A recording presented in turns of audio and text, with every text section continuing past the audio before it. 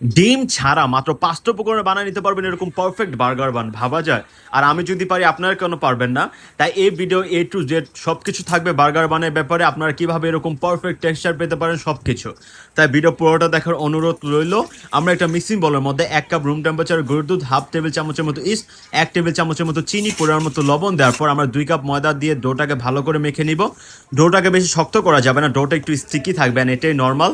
দেন ওইখানে আমরা ১ টেবিল চামচের মতো বাটার, আপনারা চাইলে তেলও অ্যাড করতে পারেন।